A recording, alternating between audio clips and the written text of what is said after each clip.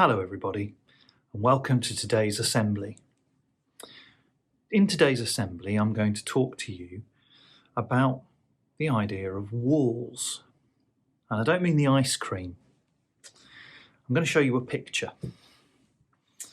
Have a look at this picture. It's a picture that's about a story that's been in the news recently. Take a good close look at the picture. What can you see? What do you like about the picture? What do you think is good? And is there anything that you can see in the picture that you don't like? Have a think about why. The picture was taken just outside of a town called Sharm el-Sheikh. Sharm el-Sheikh is an Egyptian resort town between the Red Sea and the desert of the Sinai Peninsula. It is famous for its year-round sun and warm climate. It has clear waters and coral reefs. It's also world famous for its scuba diving. People dive all over the reefs there. And it's a very well-known tourist destination. So a place where lots of people go on their holidays. Now, for the past 5 years, the holiday resort of Sharm el-Sheikh has had very few tourists due to it being considered a dangerous place to visit. So the authorities there decided to build a wall around the resort to try and encourage visitors from other countries to return. Beach, sea, and a concrete wall.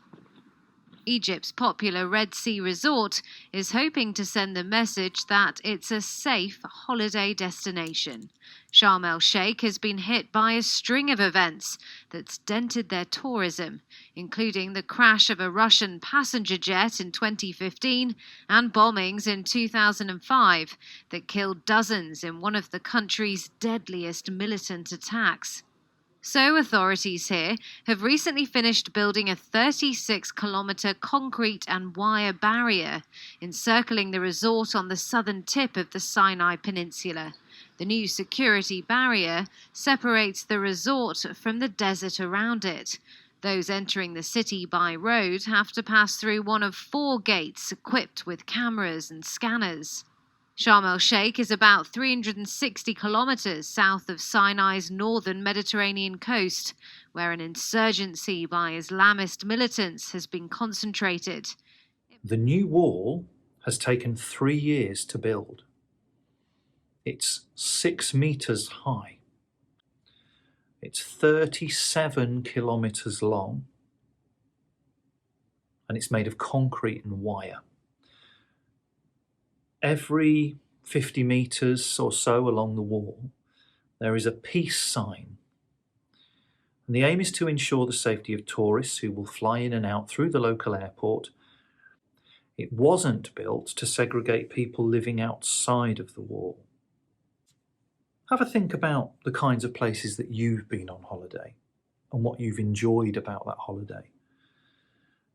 Sometimes you'll have visited places that did have walls around them. And sometimes you'll have visited places where you could go out and you could see the local area and visit towns and get in amongst the local people and see their traditions and their customs and learn about their lives.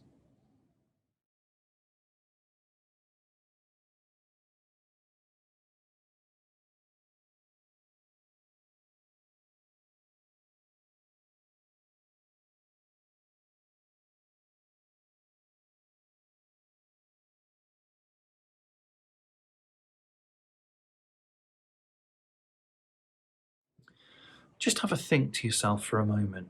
When we're going about our everyday lives in our gardens and houses in our town, where do we see walls? We see walls around people's houses, around people's gardens. Sometimes we see fences. They're like walls, aren't they? We have a fence that goes all the way around the school. And I just want us to have a think about what they're for. Who do they affect?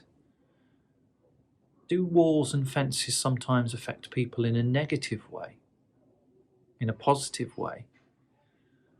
Sometimes walls can be there to protect us from things, to keep us safe, but sometimes they're also to keep people and things out.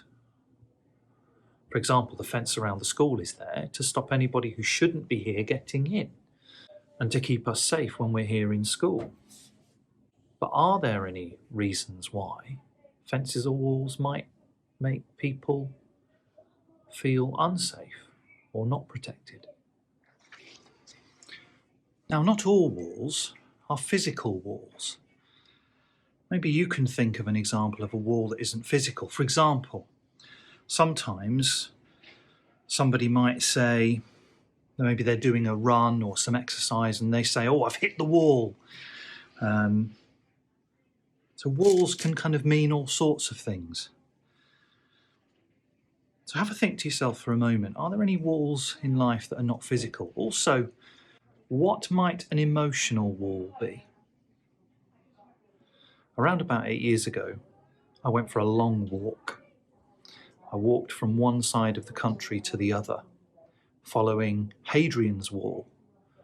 Hadrian's Wall is a wall that was built by the Romans a long, long time ago to separate the Scottish people who lived north of that wall from the English people who lived to the south of it. At the time, it was an enormous feat of engineering, a massive feat of engineering, a real achievement. At places, the wall was 10 feet high, 10 feet thick, and could withstand the most severe of attacks. I walked for 8 days from a place called Silloth in Cumbria, all the way east across the country to Newcastle, where the wall ended, 92 miles. It was an incredible walk following the wall, and I learned a lot about Hadrian's Wall, about not just the idea that it separated people, but actually the history of the wall brought lots of people together, because along the wall, every now and then, these communities started to grow up. Villages and towns started to grow around places in the wall where you could cross through it, gateways, and markets sprang up, trading posts. And so with this wall, people began to come together. So walls can protect us and separate us. Walls can make us feel safe and protected.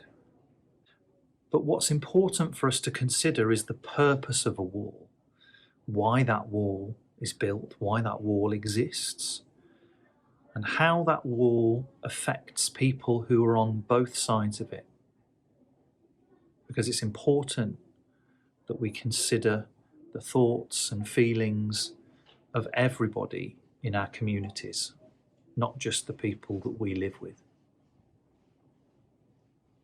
Take care, be safe, and I'll see you very soon. Bye-bye now.